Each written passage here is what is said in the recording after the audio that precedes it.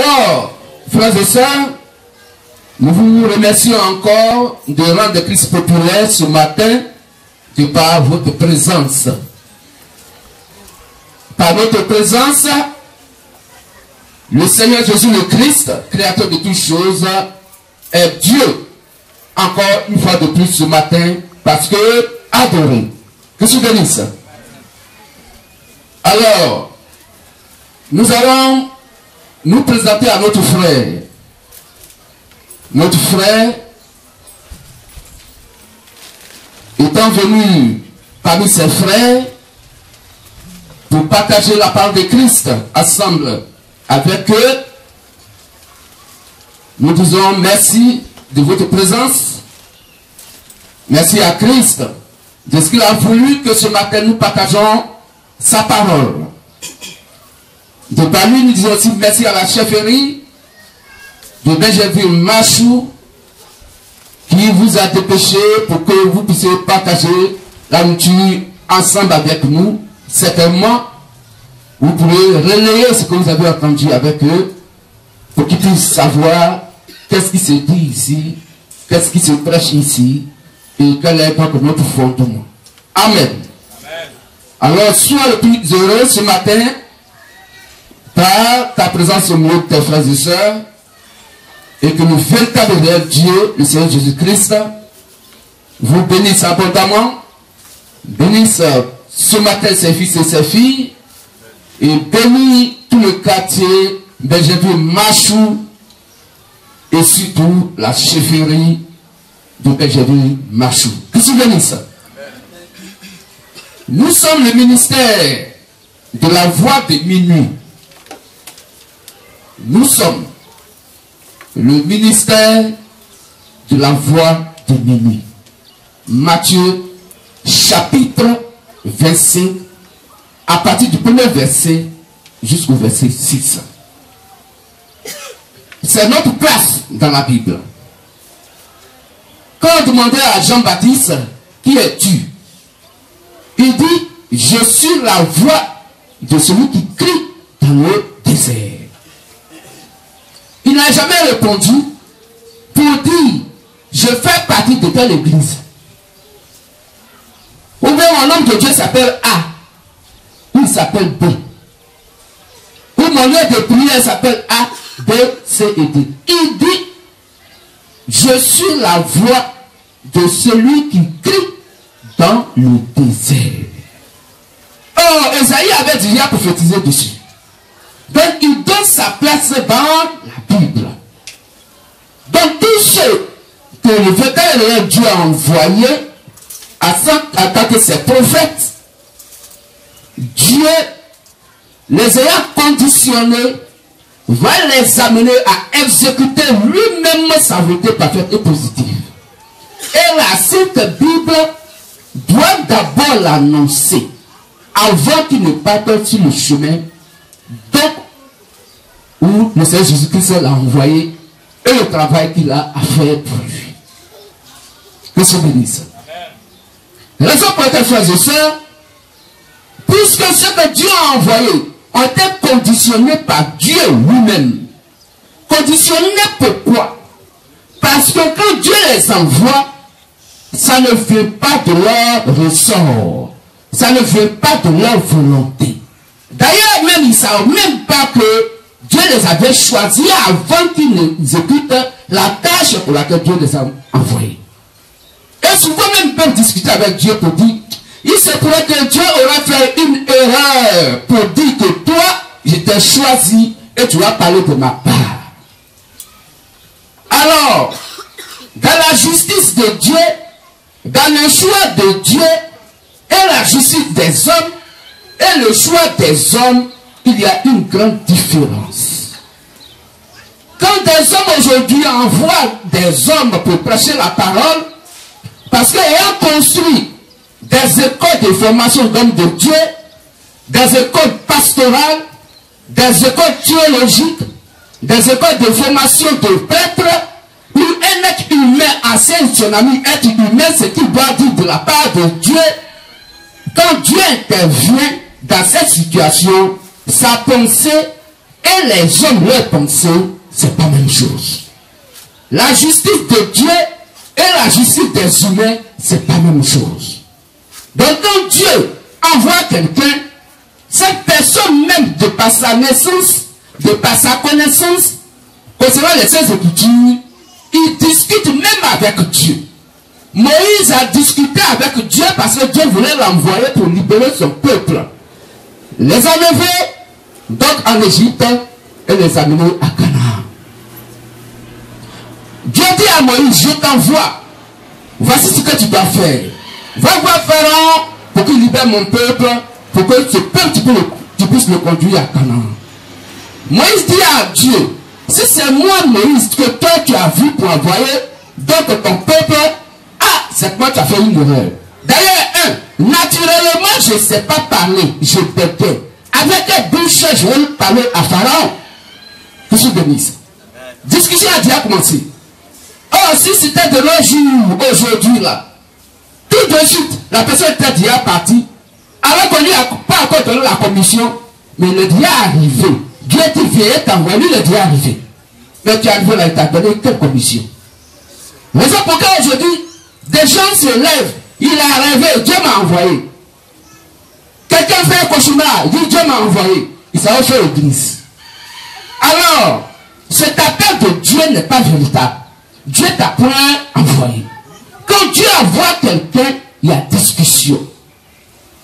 Moïse a dit, il n'était pas l'homme idéal pour la commission de Dieu. Jérémie dit, il n'était pas l'homme idéal pour la commission de Dieu. Jérémie dit, mais Seigneur, moi je ne suis qu'un enfant. Comment tu peux m'envoyer? On peut lire ça? Jérémie 1, après verset 4, verset 9. Jérémie dit, je suis qu'un enfant. Et Dieu dit à Jérémie, que c'est moi j'étais conditionné dès le sein de ta mère. Car avant que tu ne puisses être formé dans le sein de ta mère, moi Dieu je te connaissais et je t'avais consacré pour faire des nations. Que je bénisse. Je lui dis, ah Seigneur, je ne suis qu'un enfant. Il a refusé. Parce que quand il se regarde là, il ne se voit pas attaquer homme de Dieu qui doit lui parler la part de Dieu. Que je bénisse. Mais Dieu l'avait déjà conditionné avant la fondation du monde physique. Dieu l'avait conditionné à sa prédication avant même qu'il ne soit formé dans le sein de sa mère. Que je bénisse. On peut lire Jérémie 1, le verset 4 à 9. La parole de l'Éternel me fut adressée en ces mots. Avant que je t'eusse formé dans le ventre de ta mère, je te connaissais. Et avant que tu fusses sorti de son sein, je t'avais consacré. Je t'avais consacré, prophète des nations.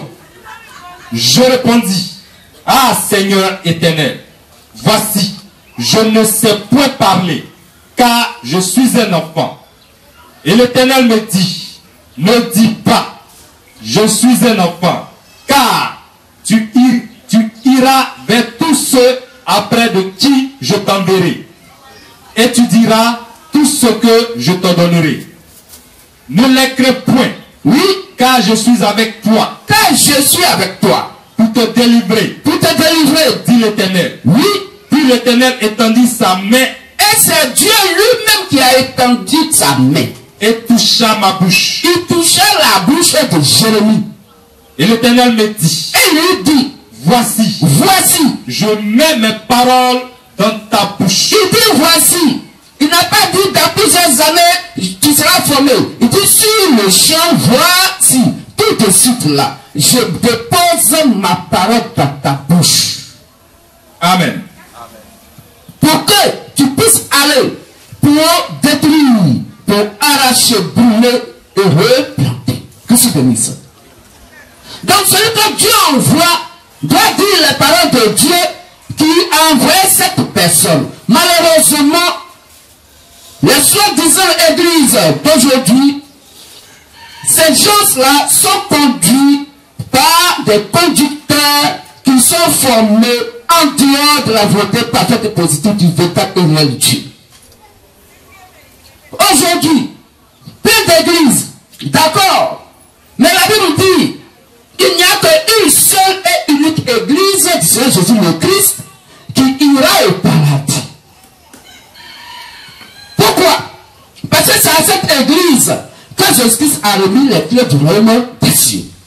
Selon Matthieu 16, 18 à 19. C'est au premier décision Jésus-Christ, 11 personnes que lui-même il a réunies.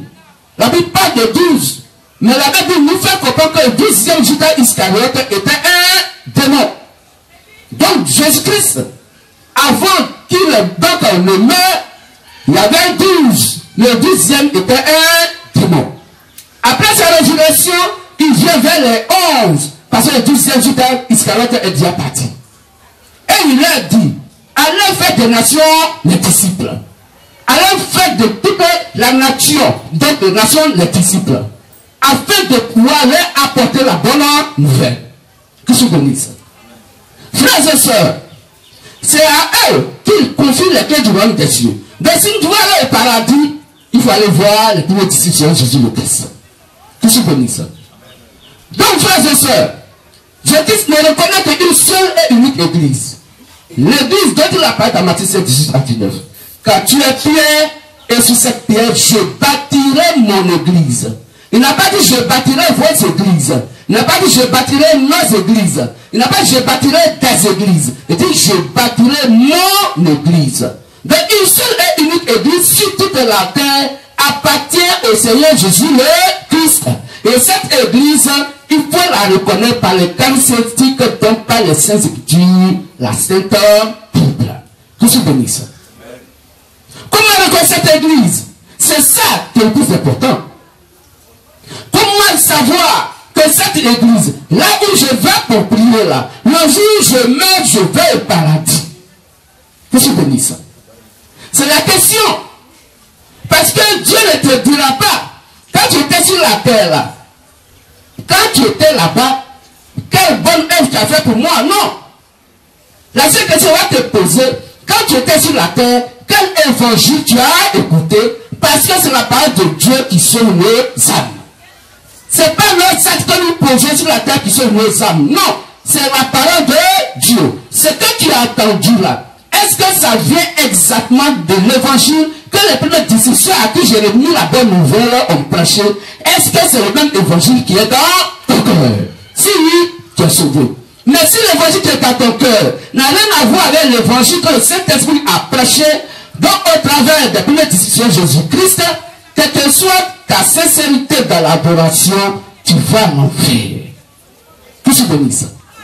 Parce que la maquette d'adoration que le Saint-Esprit a confiée pour les disciples de Jésus-Christ, elle à l'apôtre Paul, sur 1 Timothée 4, 16, c'est celui qui te prêche la parole de Dieu, l'évangile qu'il prêche.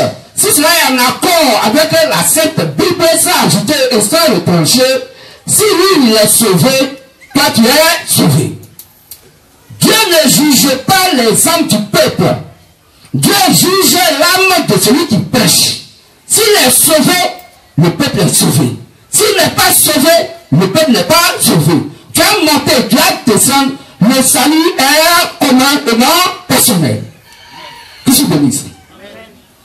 Donc ce qu'on vous prêche et que vous écoutez, donc en commun, c'est ce qui vous sauve ou c'est ce qui vous condamne. Si celui qui prêche votre homme de Dieu est en accord avec ce que dit la Sainte Bible, vous tous, étant votre berger, toutes les brebis vont suivre le berger. S'il va à l'enfer, toutes les brebis vont à l'enfer. S'il va au paradis, toutes ces brebis vont au paradis. Donc Dieu juge un peuple au travers d'un individu qu'il envoie sur la terre, appelé le prophète majeur messager. Car c'est à lui que Dieu donne le message du salut de cette époque. Quiconque n'a pas son évangile est condamné. Que je bénisse. Quiconque n'a pas son évangile est condamné. C'est pourquoi, au temps d'Abraham, qui était le prophète de son époque, celui qui n'était pas d'accord avec ce qu'Abraham a dit, était condamné. Raison pour laquelle, c'est la seule personne que Dieu envoie à une époque bien déterminée qui peut causer avec Dieu directement. Qui peut négocier pour le peuple, qui peut négocier donc pour son pays, et même qui peut négocier pour tout le continent. Que je vous dise ça. C'est pourquoi Abraham a négocié pour l'autre à Sodome et Gomorrhe. demandait à l'Éternel Dieu d'épargner Lot. Car Lot était le seul juste à Sodome et Gomorrhe. Si Abraham n'avait pas intervenu, Dieu allait frapper Sodome et Gomorrhe, Lot allait mourir. Abraham l'a sauvé. Que je bénisse ça. C'est pourquoi Paul dit, quand je détiens l'évangile de vérité, que si quelqu'un descend du ciel et qui prêche un autre évangile à discuter, moi, Paul, j'ai prêché qu'il soit maudit. Que je bénisse. Galates 6 à 9. Vous bénissez ça? Donc c'est eux, la bénédiction de Jésus-Christ, y compris l'apôtre Paul, c'est leur évangile qui sauve. Celui qui n'a pas le même évangile que cette personne-là est condamnée et va l'enfer. Galates 6 à 9. Qu'est-ce que vous dites ça? Galates 6 à 9. Deuxième lecteur, s'il y en a. Donc, frères et sœurs, le christianisme, c'est pas du suivisme. C'est pas le fait que quelqu'un dise que comme j'aime Dieu, je m'avais adoré Dieu. Non. Le christianisme, c'est donc un conditionnement. Dieu a conditionné le christianisme. Et le christianisme est manifesté par les fils et les filles du véritable et réel Dieu.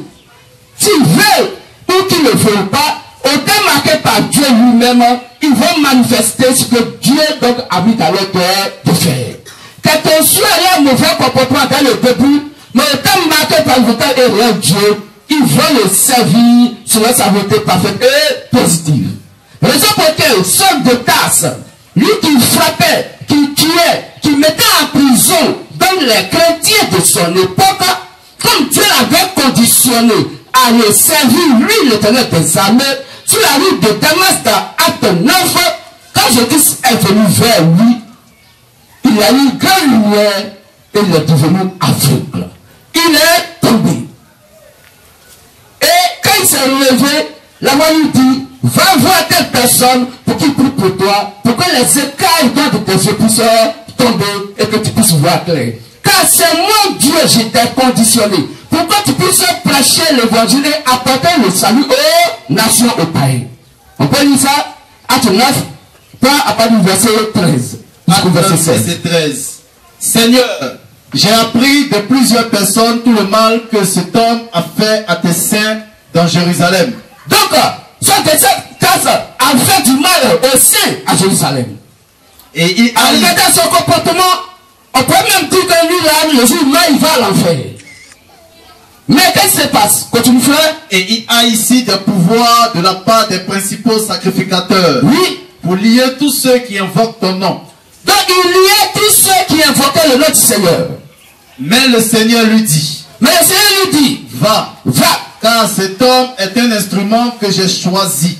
Car cet homme, ce déteste, qui massacrait donc les saints, les chrétiens, est un instrument donc moi Dieu j'ai choisi. Pour porter mon nom devant les nations. Pour porter mon nom devant les nations. Devant les rois. Devant les rois. Et devant les fils d'Israël. Et devant les fils d'Israël. Que je bénisse ça. Que je bénisse ça. Donc frères et sœurs, voici l'évangile de la bonne nouvelle qui va être dans notre cœur, c'est l'évangile qu'ils ont prêché. Raison pour laquelle, sur Malachie 15, 5 à 6, la Bible dit que dans la seconde venue donc de l'Esprit élu sur la terre, il va ramener les cœurs des fils vers leur Père.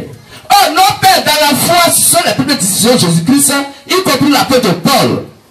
Nos pères dans la foi, c'est les 7 messagers des 7 actes de l'Église qui ont eu le même fondement que les premiers disciples de Jésus le Christ, soit Éphésiens 2, 19 à 20. On peut lire ça. Donc toute personne qui n'adore pas comme les premiers disciples de Jésus-Christ est condamnée d'office. Là, il faut chercher à comparer, à savoir qu'est-ce qu'ils ont prêché, qu'est-ce qu'ils ont condamné.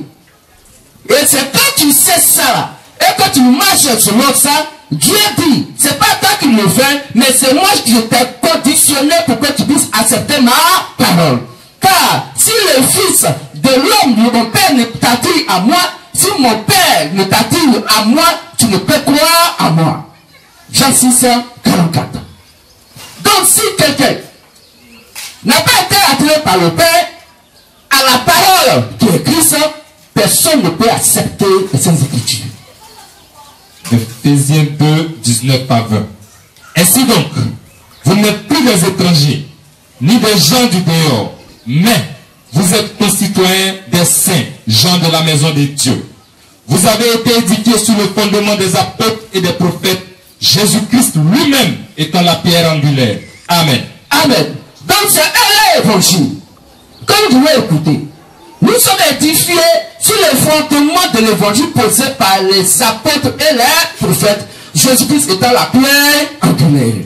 Mais qui a posé le fondement? Pour que le fondement, avant que ça soit créé, il faut d'abord la pierre de l'angle, la pierre angulaire, pour pouvoir tracer et poser le sous-bâtiment, pour poser le fondement. 1 Corinthiens 3, à partir du verset 10, verset 11. 1 Corinthiens 3, 10.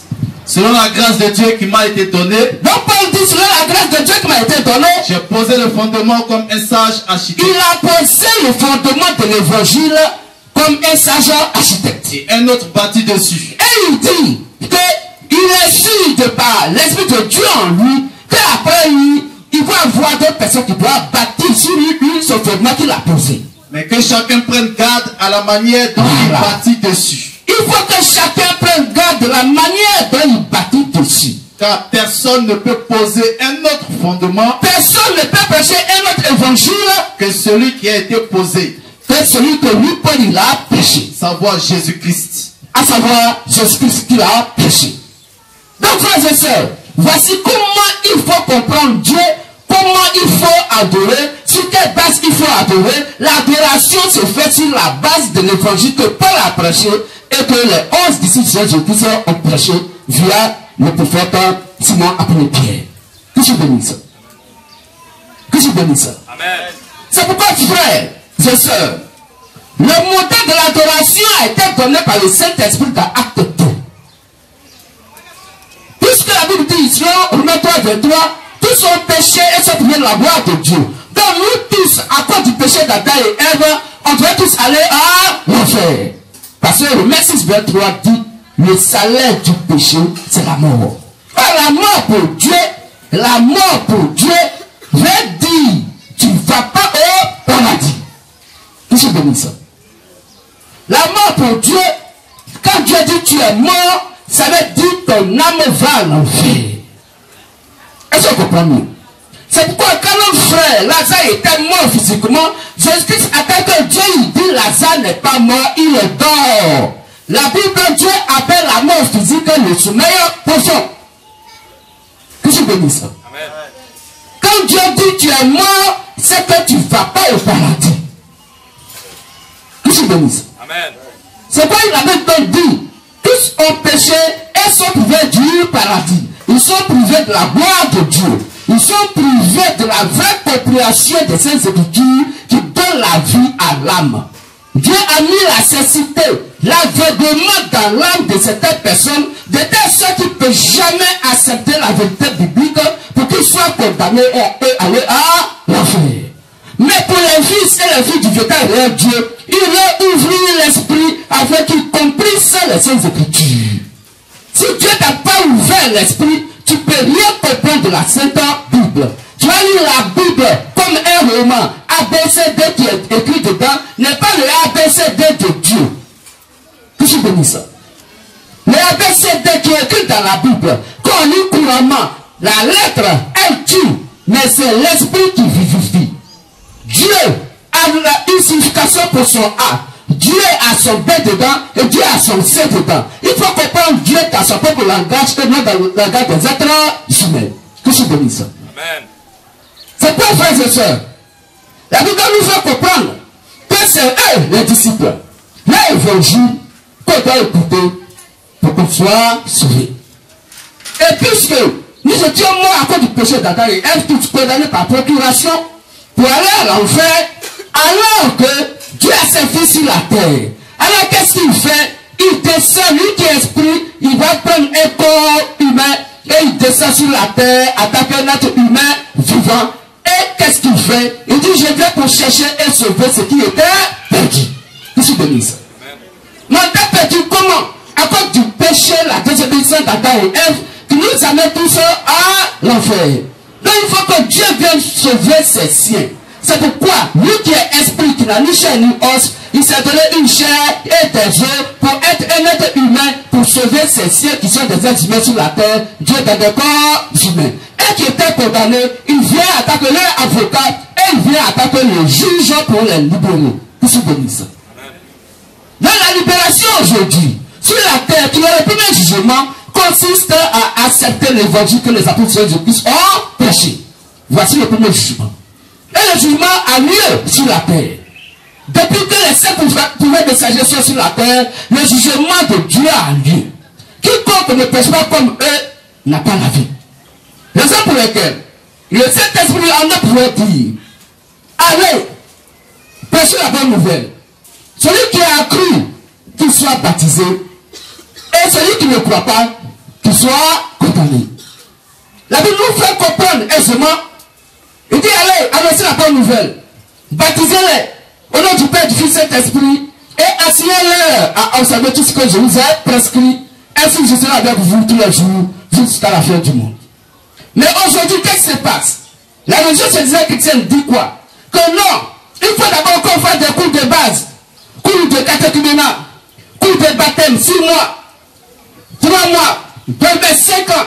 On doit préparer la personne d'abord, avoir un bon comportement dans l'évangile avant qu'on puisse le baptiser. Et la Bible qui est la vérité, Jean 17, 17, la Bible qui est la vérité, Jean 17, 17, dit, il faut d'abord baptiser et après enseigner.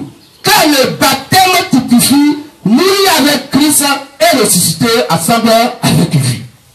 Que je bénisse. La Bible appelle la nouvelle naissance. Le vieil homme, il est mort dans les eaux du baptême et le nouvel homme ressuscite des eaux du baptême. Étant donc Dieu sans péché, le péché est entré dans les eaux du baptême. Que je bénisse. Et c'est en Christ que cela se fait. Mais quelqu'un qui n'est pas encore né, comment on peut lui enseigner la parole de Dieu? Quelqu'un qui n'est pas encore baptisé, comment on va lui enseigner la parole de Dieu? Il faut baptiser d'abord et enseigner. On peut lire ça en Matthieu 28. Matthieu 28. Matthieu 28, 19 à 20. Allez. Allez, faites de toutes les nations des disciples. Oui. Les baptisant au nom du Père. Il faut les baptiser au nom du Père, du Fils et du Saint-Esprit. Et du Saint-Esprit. Et enseignez-leur. Et après le baptême, vient l'enseignement. Et enseignez-leur à observer tout ce que je vous ai prescrit. Et voici, je suis avec vous tous les jours jusqu'à la fin du monde. Amen. Donc, si dans un de prière, on enseigne déjà d'abord, avant de les baptiser, le Saint-Esprit n'est pas là. Parce que c'est contre la parole de Christ. Que je bénisse. Amen. La Bible dit que quand vous partez dans un lieu de prière, et il y a des gens qui parlent en langue, toute l'assemblée parle en langue, le Saint-Esprit n'est pas là. Parce que cela n'est pas conforme à l'évangile que le Saint-Esprit a enseigné au premier disciple Jésus le Christ. Quand Jésus pourrait dire, avant que vous ne manifestez et que vous prêchez, faites des nations des disciples, attendez d'abord que le consolateur vienne d'abord sur vous. Nous sommes dans Acte 1, verset 8. Quand le Saint-Esprit sera venu sur vous, il vous enseignera toutes choses. L'onction donc de la prédication sera sur vous. Et le Saint-Esprit, Dieu en vous, va donc appeler ses fils et ses filles par votre prédication. Que je bénisse. Acte 1, verset 8. Oui. Mais vous recevrez une puissance, le Saint-Esprit survenant sur vous, et vous serez mes témoins à Jérusalem, dans toute la Judée, dans la Samarie, et jusqu'aux extrémités de la terre. Amen. Amen. Donc tout est conduit par le Saint-Esprit. C'est pas la Bible. Et quand le Saint-Esprit sur la forme d'écriture, c'est 2 Pierre 1, 21 qu'on va lire. Alors la Bible nous fait comprendre que toute personne qui pose un acte en dehors de ce qui est écrit noir sur blanc dans la Bible, cette personne adore Satan sans le savoir. Condamné maudit sans le savoir. 2 Pierre 1, 20 à 21. Oui. Sachant tout d'abord vous-même qu'aucune prophétie de l'écriture ne peut être un objet d'interprétation particulière. Car ce n'est pas par une volonté d'homme qu'une prophétie a jamais été apportée, mais c'est poussé par le Saint-Esprit que des hommes ont parlé de la part de Dieu. Amen. Donc c'est poussé par le Saint-Esprit les premiers disciples du Seigneur Jésus-Christ ont parlé de la part du Seigneur Jésus-Christ. Donc le Saint-Esprit est auteur de la Bible. La Bible n'a pas été écrite donc par la pensée humaine, mais Dieu a utilisé des humains pour écrire au travers donc de ces humains sa propre parole, les ayant conditionnés à parler de sa part, à écrire de sa part. Que se bénisse. Que se bénisse. Donc frère, sœur, tout un compose en dehors des Saintes Écritures n'est pas reconnu par Dieu. C'est pas reconnu par Dieu. C'est pas la Bible comme nous dit, dans Acte 2, quand le Saint-Esprit est descendu, le Saint-Esprit a tracé les sillons de la vraie adoration. Quiconque n'est pas sur ce chemin d'adoration adore Satan et va à l'enfer.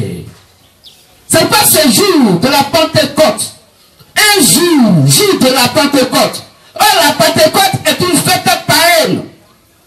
La Pentecôte est une fête démoniaque. La Pentecôte n'est pas une fête de Dieu.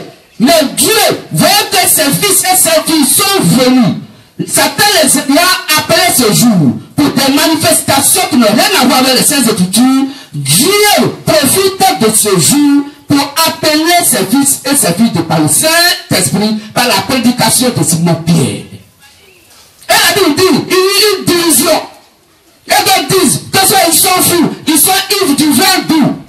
Et d'autres qui avaient été conditionnés par Dieu parce que dans ses fils et ses filles, la Bible dit, il joue le cœur vivement touché. Et il dit à Simon Pierre, homme frère, que ferons-nous? Parce que Dieu en eux va les amener à la repentance. Parce qu'aucun humain ne peut se repentir devant Dieu. C'est impossible. C'est Dieu qui pousse l'homme à la repentance. Parce qu'il est venu chercher son fils et sa fille qu'il avait perdu. Que se bénisse.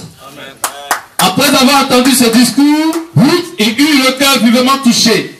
Et il dit à Pierre et aux apôtres, oui, hommes frères, que ferons-nous? Que ferons-nous? Pierre leur dit, repentez-vous. Repentez-vous. Et que chacun de vous soit baptisé au nom de Jésus-Christ. Pour le pardon de vos péchés. C'est à ce moment-là que vous recevrez le pardon de vos péchés. Et vous recevrez le don du Saint-Esprit. Et vous recevrez le don du Saint-Esprit. Continuez un peu la lecture. Car la promesse est pour vous. La promesse est pour vous. Pour vos enfants. Pour vos enfants. Et pour tous ceux qui sont au loin. Et pour tous ceux qui sont au loin en aussi grand nombre. En aussi grand nombre que le Seigneur notre Dieu les appellera. Qui les appelle? Le Seigneur notre Dieu. Personne ne s'est appelé de nous pour venir ici. C'est le Seigneur qui t'a positionné en t'appelant d'une telle lointaine pour que tu puisses venir accepter sa parole parce que tu étais positionné à l'accepter puisque tu fais partie du membre de ce corps mystique. Tu se bénisse. C'est pourquoi ici on ne fait pas effort. Pour adorer Dieu on ne fait pas effort. C'est lui qui fait l'effort en nous. Quand l'effort qu'il a fait, voici déjà un an de prière qu'il a fait ici, ce qui était difficile au début. Au moment où on était aussi à Kogodou, on avait le lieu de prière, mais il est venu, il dit, amenez l'évangile à Marchou, parce que j'ai mes fils et mes filles là-bas. Vous vous souvenez ça? Et c'est pourquoi nous sommes là. Nous sommes là à cause de nos frères et sœurs, ici à Benjamin Marchou, qui doivent attendre la bonne nouvelle, pour faire la distinction l'évangile qui amène au paradis et l'évangile de la condamnation qui amène à l'enfer. Pour comparer sa voie, quelle est la voie du salut que Dieu a tracée dans l'adoration, pour que l'homme qui met sur la terre doit savoir qu'il est sauvé ou bien qu'il est condamné avant que nous vienne le dernier jugement. Car si nous attendons tous le dernier jugement, mais si tu n'as pas connu le premier jugement, comment tu peux connaître ta moyenne au dernier jugement? Comment tu peux savoir que tu es sauvé au dernier jugement? S'il y a eu un dernier jugement, c'est qu'il y a un premier jugement. Or, le premier jugement a lieu maintenant de par l'évangile que le Saint-Esprit a prêché au travers des premiers disciples sur Jésus-Christ. Et que nous prêchons aujourd'hui, nous les disciples de la voix de nous, Matthieu 25 et 6. Et en accord avec toute la Bible, on ne rejette rien de ces Écritures. Car quiconque rejette quoi que ce soit dans la Bible n'est pas dit du véritable Dieu. Que je bénisse. Parce que la Bible, on ne doit rien ajouter, on ne doit rien retoucher. On peut lire ça pour le temps verset 6, Apocalypse 22, 19 à 20.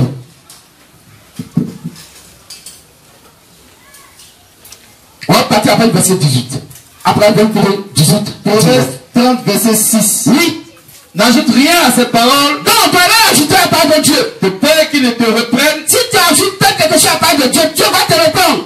Et que tu ne sois trouvé menteur. Et que tu sois trouvé menteur. Mais Dieu qui te reprend, il te reprend comment et par quel moyen. Je t'avais dit, Dieu est esprit. L'esprit est invisible. Comment Dieu qui est esprit invisible va reprendre un être humain vivant dans la pratique de l'adoration pour lui dire que ce que tu dis est faux, c'est parce que j'ai dit. Je nous dis, au commencement était la parole était avec Dieu, la parole était Dieu. Donc la parole, c'est elle qui est Dieu. C'est pas qui est Dieu et les saintes écritures, selon 2 Timothée 3,16, car toute écriture est inspirée de Dieu. Que je bénisse. Donc c'est quand la Bible parle, qu'elle te dit, c'est parce que j'ai dit, et que tu fais ce que la Bible n'a pas dit, la Bible va te répondre pour dire c'est pas ce qui est écrit. Que je bénisse. C'est pas ce qui est écrit. Quand la Bible dit dans Corinthiens 14, 33 à 38, que la femme ne doit pas prêcher l'évangile, et qu'il y a des témoins de prière où des femmes prêchent la parole de Dieu, la Bible dit c'est pas ce qui est écrit. La Bible t'a repris. Si tu n'acceptes pas ce que dit la Bible, c'est que tu acceptes ce que dit Satan. Que les femmes se taisent dans les assemblées, car il ne leur est pas permis d'y parler, mais qu'elles soient soumises selon que le dit aussi la loi. Donc la femme ne doit pas prêcher la parole de Dieu. Elle doit rester dans le silence. Une femme à la chair donne l'abomination et la condamnation à toute âme qui l'écoute. Car toute personne qui a la chair qui prêche la parole de Dieu, toutes les âmes du peuple qui écoutent, est donc à la chair et devant de lui. C'est de par lui que les âmes vont donc à Dieu. Et de ce que Dieu a mandaté. Que je bénisse.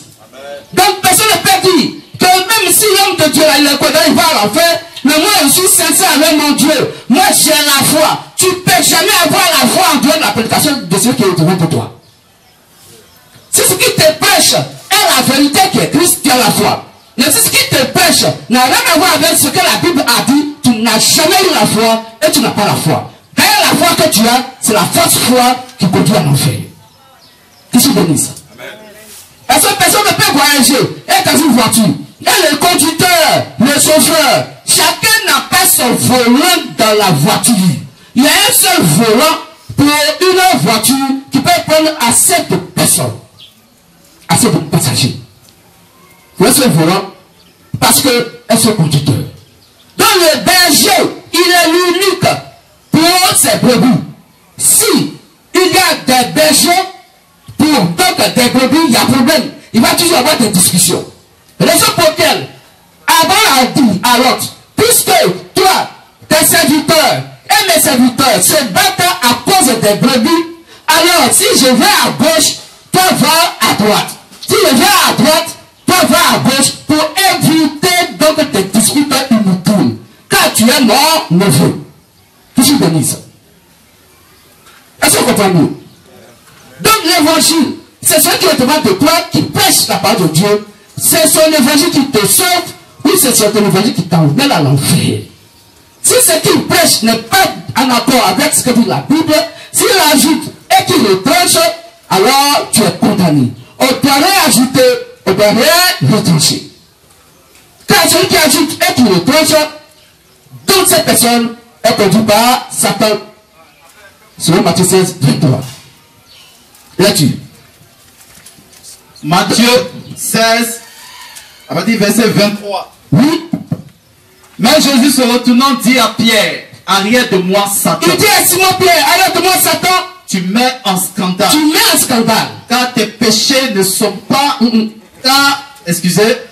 Mais Jésus se retournant dit à Pierre. On va au verset 20. Verset 20. Oui. Alors il recommanda aux disciples de ne dire à personne qu'il était le Christ. Oui. Dès lors, au verset 21, dès lors Jésus commença à faire connaître à ses disciples qu'il fallait qu'il allât à Jérusalem pour souffrir beaucoup. Il fallait qu'il allât à Jérusalem pour souffrir beaucoup. De la part des anciens. De la part des anciens. Des principaux sacrificateurs. Et des principaux sacrificateurs. Et des scribes. Et des scribes. Voici des gens qui se disent hommes de Dieu. Des gens qui disent qu'ils parlent de la part de Dieu. Dieu qui disent qu'ils adorent. Ils l'ont fait souffrir. Ils l'ont crucifié à la croix. ce jour, le peuple s'élève et ils prennent des feuilles, ils prennent des branches, des rameaux, donc des paniers, des rameaux, des branches, et ils mettent ça devant Jésus-Christ. Et Jésus-Christ n'était pas sur un cheval, il n'était pas dans une limousine, il était assis sur un âne, même pas âne, bébé de âne. Et il rentre à Jérusalem. Jésus-Christ assis sur un âne. Il dit, allez, quelque part là-bas, sur un arbre, il y a donc un âne. Amenez-moi l'âne. Il est assis sur le bébé de l'âne. Et il rentre à Jérusalem. Et la foule qui le suivait coupait des branches, les branches les plus jeunes, les plus fraîches, et il lançait devant de lui. Et il passait sur ces branches pour rentrer à Jérusalem. Pour faire quoi? Pour quelle fête? Et les gens nous parlent aujourd'hui des fêtes de rameaux. Les fêtes de rameaux sont des fêtes de malédiction parce que aucun apôtre de Jésus-Christ n'a fait fête de rameaux. Mais cet esprit n'a amené personne à faire fête de rameaux. Toute personne qui fait fête de rameaux va l'enfer. C'est ce que dit les Saintes Écritures.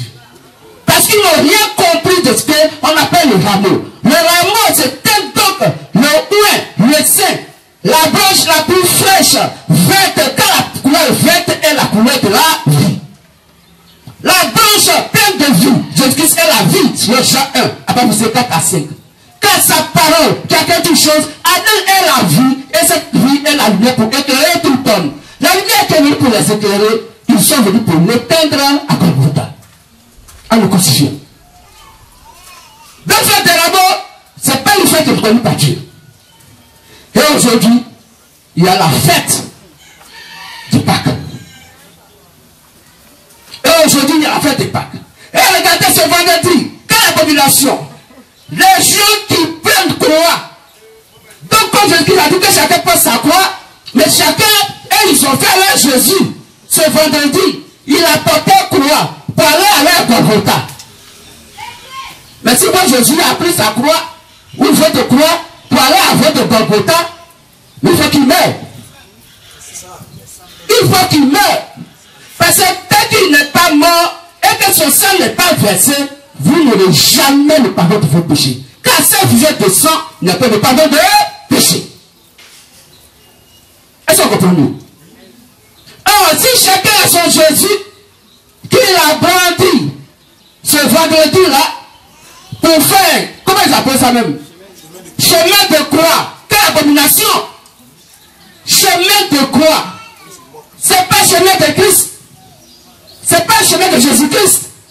Mais c'est chemin de croix. Pourquoi? Parce que c'est Rome qui a fabriqué la croix sur laquelle Jésus-Christ a été crucifié. C'est la croix qui leur appartient, mais Jésus-Christ ne leur appartient jamais.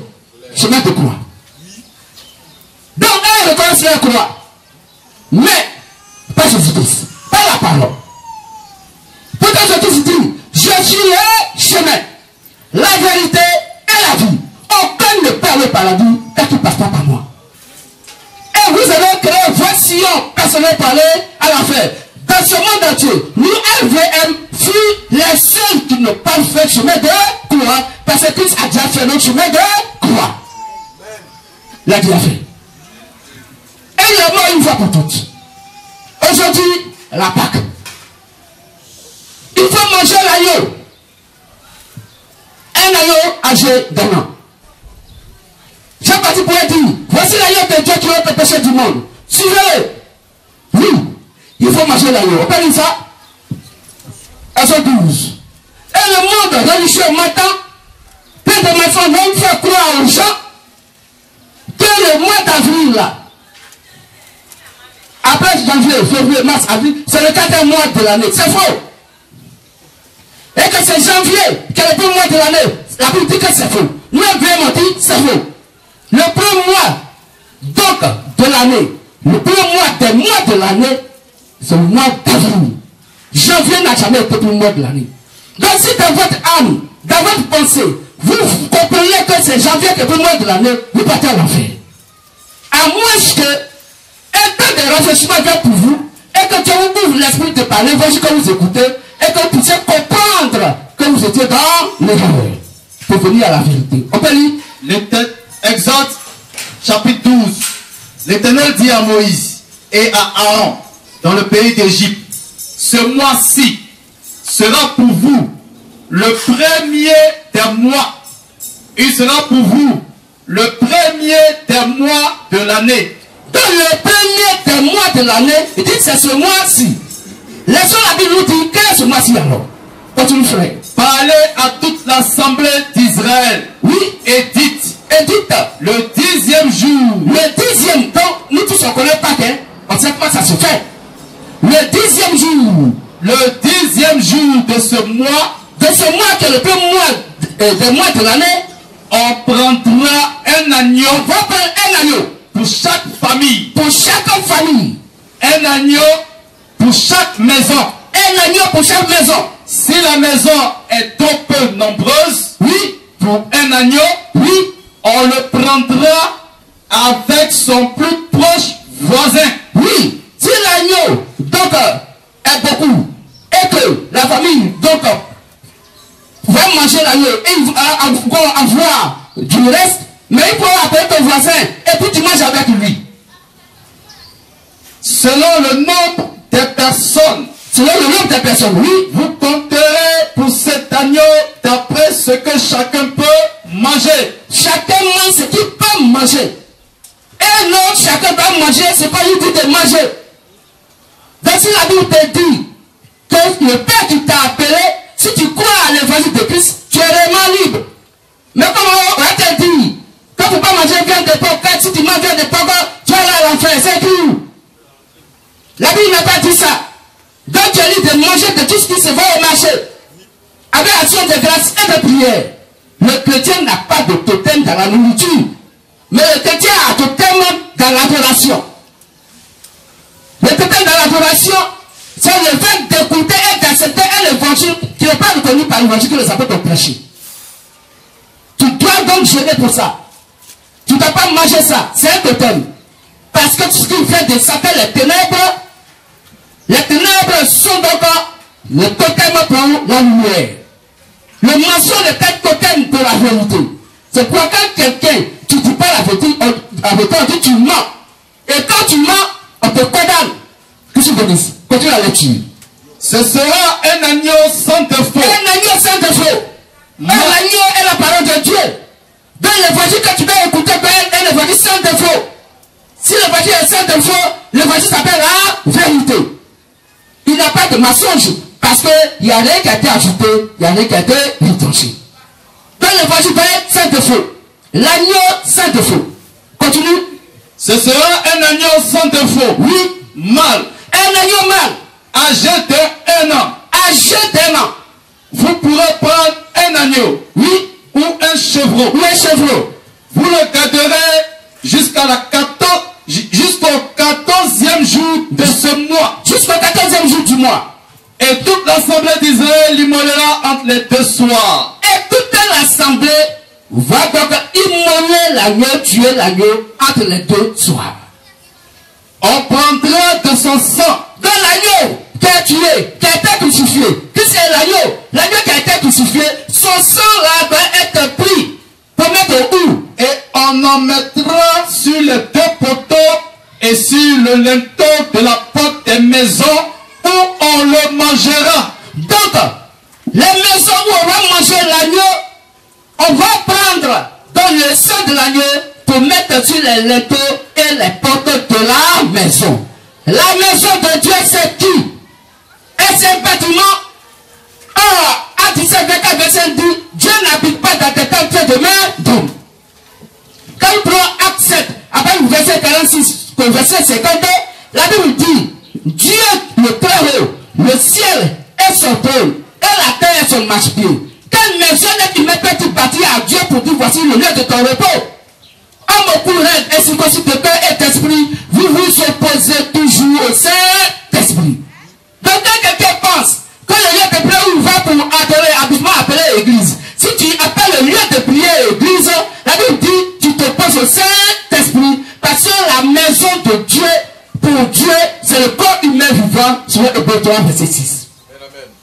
Donc c'est l'être humain qui doit recevoir recevoir le sang de l'agneau, il doit être marqué par le sang de l'agneau. Or, le sang de l'agneau signifie le Saint-Esprit, la parole de Dieu. Que je bénisse ça. Dans la maison qui doit manger l'agneau, cette maison doit avoir la marque du Saint-Esprit. Il faut que Dieu sache que l'évangile, que le Saint-Esprit a prêché de par Père Jésus-Christ est marqué dans ton cœur, dans ton âme. Que je bénisse ça. Continue, frère.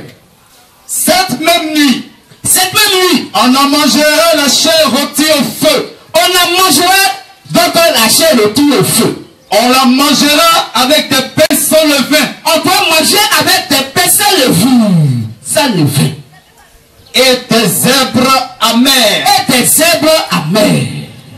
Vous ne le mangerez point à demi-cuit. Il ne faut pas le manger à demi-cuit. Il ne doit pas rester un peu de sang dedans, non. Il faut qu'il soit rôti complètement. Et bouilli dans l'eau. On ne peut pas bouillir dans l'eau.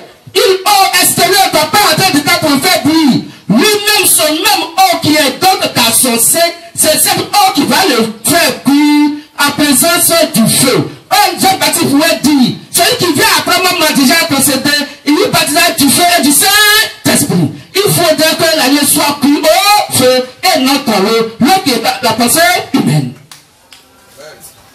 Voici comment l'évangile doit être prise. Dès qu'elle est venue, elle est cuite, priez-la telle qu'elle est, tel que le Saint-Esprit a préparé l'évangile de par les apôtres. Mangez cet évangile sans ajouter quoi que ce soit.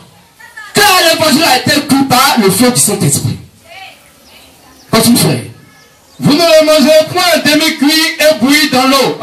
Mais il sera rôti au feu. Rôti au feu. Avec la tête, les jambes, les jambes et l'intérieur. Et son intérieur.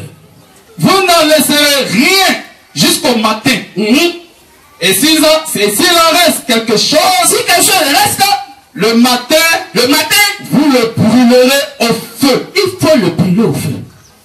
Quand vous le mangerez, oui, vous aurez vos reins sains. Quand vous allez manger l'agneau de la part de Dieu sans le puissant passé humaine, vous devez avoir vos reins sains. Il faut mettre la ceinture. Oh, tu l'as verset 6. Après verset 14, 15, la ceinture typifie la vérité. Jean 17 dit que la vérité c'est la parole de Dieu. Quand vous le mangerez, vous aurez vos reins sains. Oui. Vos souliers aux pieds. Mais pourquoi quelqu'un mangeait la parole de Dieu et ne porte pas chaussures? Pourquoi des gens sur la terre, ils disent qu'ils adorent Dieu et puis ils ne portent pas chaussures? Que je bénisse. Ils sont déjà disqualifiés pour le paradis. Parce que quand tu manges l'évangile, il faut avoir donc les pieds sains. Il faut que tu puisses porter chaussures. C'est quoi l'ange pourrait dire à notre frère Pierre, à notre frère Paul, suis-moi, mais il faut te porter ton habit, il faut mettre ta ceinture et tes souliers au pied et suis-moi. Qu'est-ce que bénisse? Continue, frère. Vos souliers aux pieds. Vos souliers aux pieds. Et votre bâton à la main. Et votre bâton à la main. Parce que l'évangile, là, quand tu vas l'écouter, tu dois passer par la souffrance. Tu vas aller dans le désert. Pour être tenté par le diable. Pour que, donc, tu sois bien pris dans le désert. Le soleil va te faire cuire. Oh, Jésus-Christ est le soleil de la justice. Il faut passer par le désert. C'est ça l'évangile. Donc on dit à quelqu'un, non, arrêtez de souffrir. C'est quoi l'évangile? L'évangile s'appelle le sacrifice. L'évangile c'est le sacrifice. Donc si quelqu'un pense qu'il vient à Dieu à cause de bénédiction, tu seras le plus malheureux. Tu ne participeras pas au sacrifice de l'évangile. Pour que l'évangile soit donc découpé, préparé à la chair et donné par la prédication, tu n'as aucune goutte, aucun morceau donc de ce camion dans ton plan qui est donc ton cœur qui doit écouter l'évangile. Pourquoi? Parce que ton cœur est fermé. Dieu a fermé ton cœur. Mais il faut manger l'agneau. Bâton à la main. C'est ta part de souffrance. C'est là que tu dois porter ta croix dans la souffrance. Mais ce n'est pas imiter Jésus-Christ. Et puis on met quelqu'un au-dessus du poteau. Et puis il attrape 2 pointes. Mais je dis ça à ta 2 pointes. Il n'est pas à ta 2 pointes. On l'a coulé, il y avait la pointe. Il y a quelqu'un qui est au poteau. Et puis une grosse pointe, il attrape à gauche. L'autre pointe, il attrape. Est-ce que Jésus s'est attrapé? On a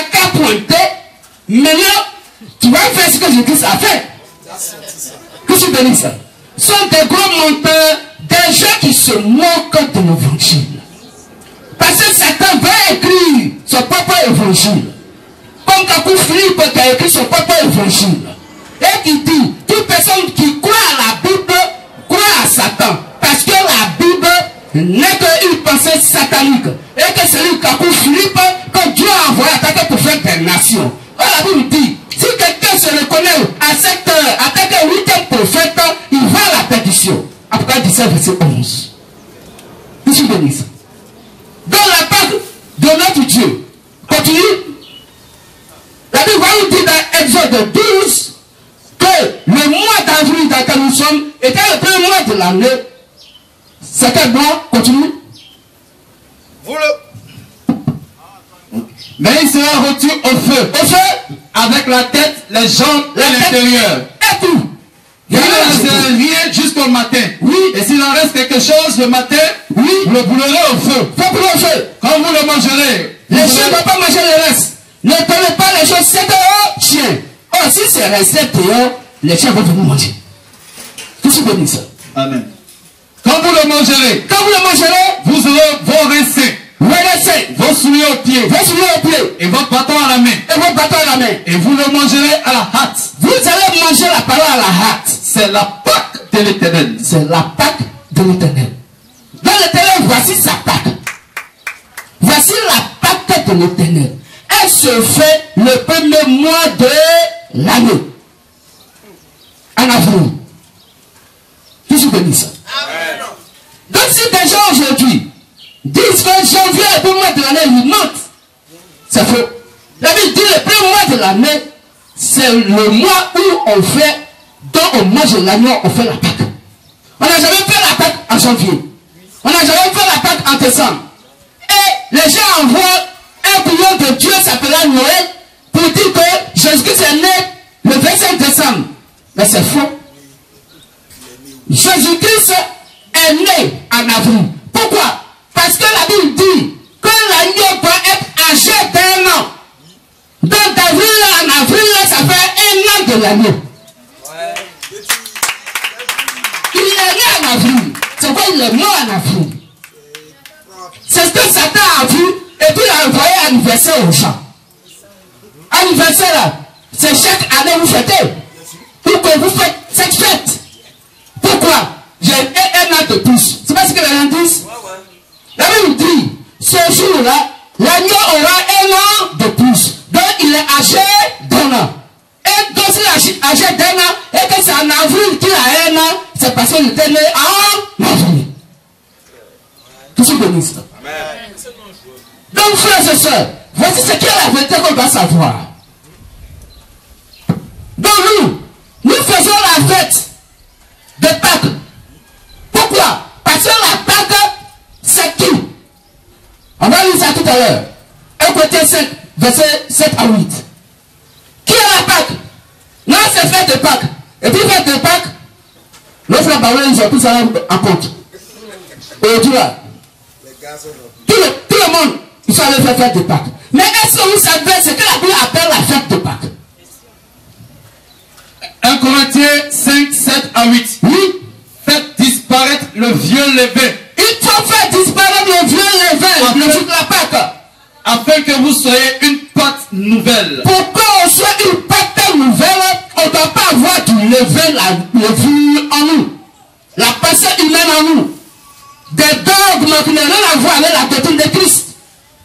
Il faut être une pâte nouvelle. Oh, nous sommes la pâte nouvelle que quand nous sommes donc repentis et que nous revenons à la vraie adoration qui est sur Éphésiens 9 avril, en passant par l'heure du baptême. Alors la Bible dit, nous sommes donc en nouveauté de vie. Le vieil homme est mort et le nouvel homme, donc étant ressuscité, devient quoi? Une nouvelle pâte pour recevoir le pain descendu du ciel que l'évangile que les apôtres de Jésus-Christ ont prêché. Quand Jésus-Christ pourrait dire, je suis le vrai pain descendu du ciel, qui commence ce pain à la vie éternelle. Ce pain est donné par l'évangile que les apôtres de Jésus-Christ ont prêché et les 7 prophètes messagers des 7 actes de Christ des nations, où le 7e est l'éternel prophète messager de l'être de Laodicée, William Marion Branham, a amené les cœurs des enfants vers l'évangile que les apôtres ont prêché, pour que leur foi et notre foi soient une foi commune. C'est un côté, donc 4 verset 16. Faites disparaître le vieux levain.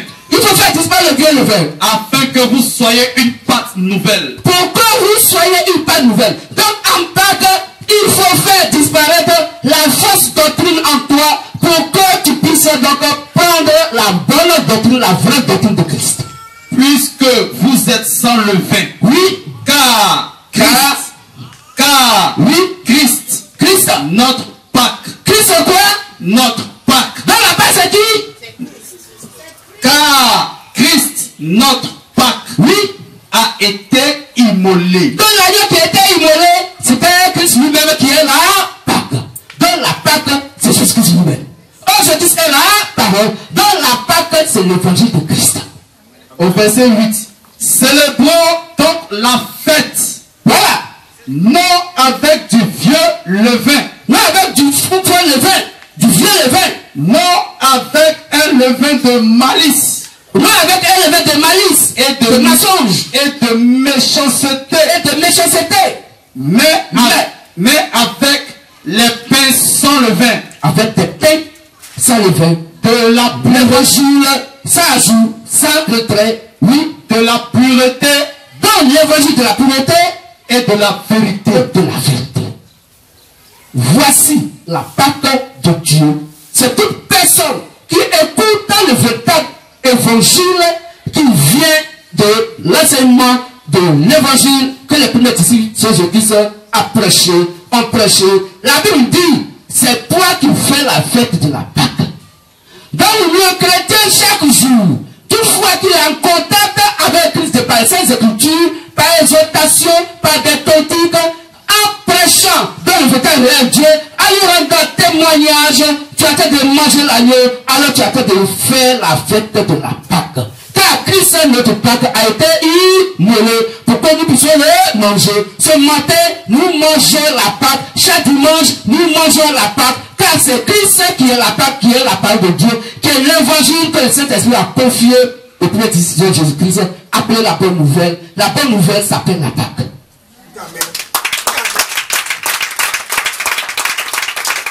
Voici la fête que nous faisons. C'est quoi, frères et sœurs, quand on se rassemble pour parler de notre Dieu, et qu'il y a encore des visages français, des hommes, des femmes lourdes, en tout cas des gens qui ont encore des pensées de la maison ou du monde, pour leurs soucis, pour venir dans le lieu pour manger donc la Pâque de Dieu, tu manges la Pâque avec la levure. Car le pain levé, où il y a la levure, c'est toute adoration que l'homme fait, accompagné des soucis du monde. C'est plus la Pâque. Que je te dise. C'est quoi nous devons être libres.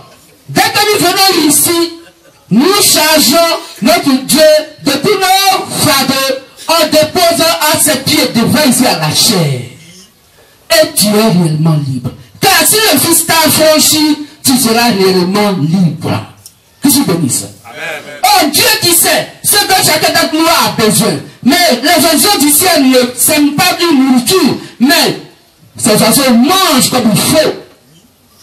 Aucun père, son fils ou sa fille va lui demander du pain et il va mettre un serpent dans sa main. Mais si vous les hommes, les parents donc terrestres, biologiques terrestres, vous savez ce qui est bon à donner à vos enfants, à plus forte raison, moi Christ, moi le Père de mes enfants, qui a créé toutes choses et qui sait toutes choses d'avance, comment je ne peux pas leur donner ce dont ils ont besoin? Cherchez pour normalement le royaume de Dieu et sa justice. Et tout ce que vous voudrez, vous sera donné par Dieu. Et le royaume de Dieu et sa justice, c'est la Pâque de l'Éternel manifestée dans le chrétien. À vivre la sanctification de l'évangile, alors tu attends de faire la fête de la Pâque, parce que tout ce qui est passé humain, entraîné par la chair, a été détruit au feu. Et la nourriture qui se mange, qui est pure et qui est la vérité, qui est pure par le feu, ton âme prend cette nourriture et tu la manges. Que je bénisse. Tu ne peux pas parole de Dieu l'a mangé. Parce que le fait de l'évangile doit détruire en toi la pensée